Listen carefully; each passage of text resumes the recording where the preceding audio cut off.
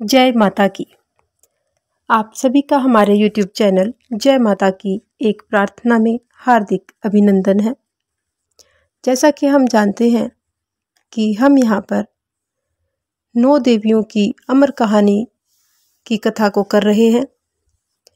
उस कथा के अंतर्गत इसी कड़ी में आज हम माँ वैष्णो देवी की कथा को जानेंगे और सुनेंगे।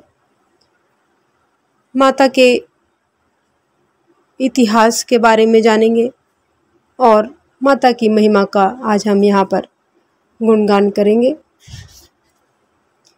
मुँह मांगी मुरादें देने वाली माता माँ वैष्णो देवी जम्मू कश्मीर राज्य में त्रिकुट पर्वत की सुंदर सी गुफा के भीतर महाकाली, महालक्ष्मी और महासरस्वती की 3 भव्य पिंडियों के रूप में विराजमान है। यहाँ प्रतिवर्ष लाखों की संख्या में यात्रीगण दर्शन करके अपनी मनोकामनाओं को पूर्ण करते हैं और ऐसी मान्यता है कि यहाँ पर माँ सती की एक बाजू यानी कि भुजा गिरी थी। तो आज हम माँ वैष्णो देवी की कथा के बारे में जानेंगे। उससे पहले यदि आप हमारे चैनल पर अभी अभी नए आए हैं तो कृपा करके चैनल को सब्सक्राइब कर लीजिए और घंटी जैसे दिखने वाले बटन को भी दबा लीजिए ताकि आने वाली नई वीडियो की नोटिफिकेशन आपको सबसे पहले और आसानी से मिल सके। तो शुरू करते हैं माँ वैष्णो देवी की कथा। माँ वैष्णो देवी सभी भक्तों की मुरादों को पूरी करने वाली है। यह मार्ग पठानकोट से जम्मू लगभग 3 घंटे का बस से रास्ता है और ट्रेन भी यहाँ तक जाती है। माँ वैष्णो देवी का इतिहास बहुत ही पुराना है। देश में विपरीत परिस्थितियाँ होने पर भी समय समय पर महाशक्ति ने भिन्न भिन्न रूप धारण करके दुष्टों का नाश करके अपने भक्तों की रक्षा की है।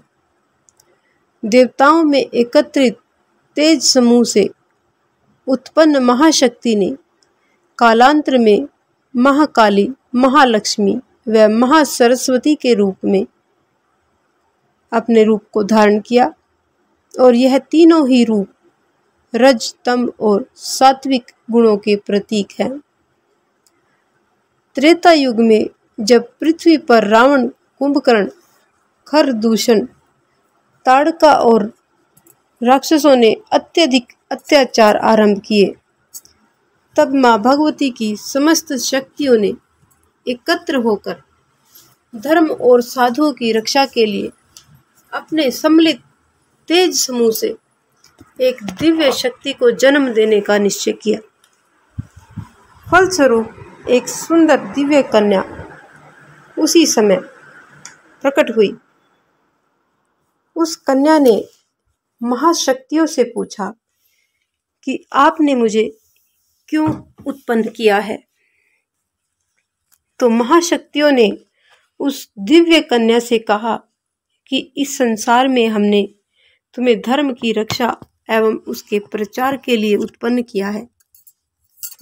अब तुम दक्षिण भारत में जाकर रत्नाकर सागर के घर पुत्री बन के जन्म लो। वहां पर तुम भगवान विष्णु के अंश से पैदा होगी।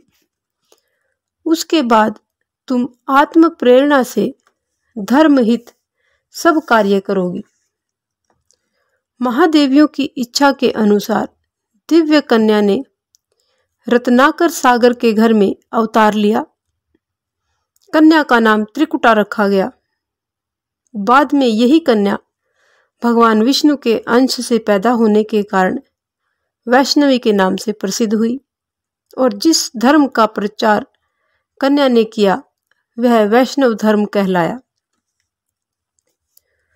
थोड़े ही समय में देवी त्रिकुटा ने अपनी दिव्य शक्तियों से ऋषियों, मुनियों और देवताओं को भी आकर्षित कर लिया और उनकी प्रसिद्धि भी दूर दूर तक फैलती गई। लोग कन्या के दर्शन के लिए दूर दूर से आने लगे।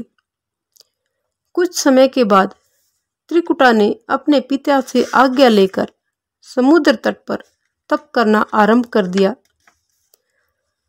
और वहीं भगवान श्री रामचंद्र जी के ध्यान में लीन होकर उनके आगमन की प्रतीक्षा करने लगी।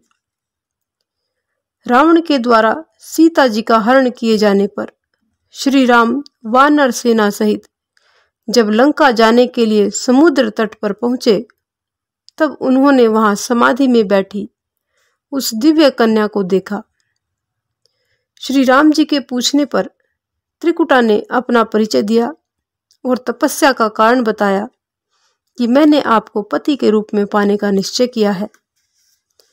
यह सुनकर भगवान श्री राम ने उत्तर दिया कि हे सुंदरी, मैंने इस अवतार में एक पत्नी व्रती होने का संकल्प लिया है, यानी एक ही पत्नी को लेने का संकल्प किया है, किंतु तुम्हारे तप का फल तुम्हें अवश्य ही प्राप्त होगा।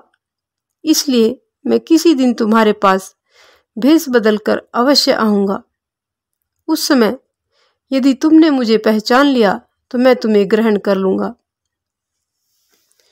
कहा जाता है कि लंका से अयोध्या लौटते समय भगवान एक वृद्ध साधु का रूप धारण करके कन्या के पास आए, किंतु वह उन्हें पहचान नहीं सकी।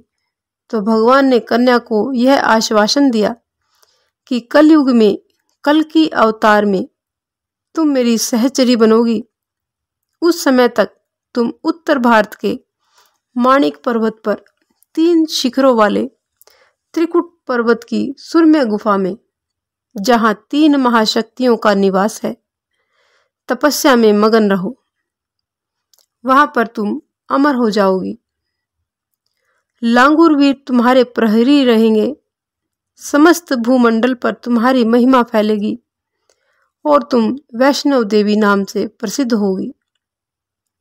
विश्वास किया जाता है कि रत्नाकर सागर की कुमारी कन्या वैष्णवी, जो देवियों के पुण्य आशीर्वाद से प्राप्त हुई, त्रेता युग से ही सुंदर गुफा में विराजमान है, जिसके विषय में प्राचीन कथाओं ने आधार लिया जा सकता है। यानी बहुत सारी प्राचीन कथाएं इससे संबंधित प्रचलित हैं।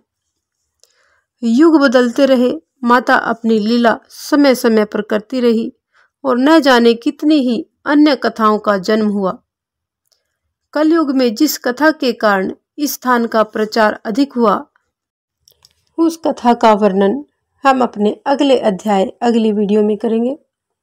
आज की हमारी ये कथा यहीं पर संपन्न होती है। अगले अध्याय में हम माँ वैष्णो देवी की कहानी को जानेंगे। आज हमने माँ वैष्णो देवी का इतिहास जाना। यदि आपको हमारी ये कथा पसंद आए तो एक लाइक का बटन अवश्य दबाएं। इस प्रकार की और भी अन्य धार्मिक रोचक कथा कहानियों को जानने सुनने के लिए हमारे चैनल को लाइक करें, सब्सक्राइब करें और अपने मित्रों और प्रियजनों में आगे भी शेयर करते रहें। जय माता की।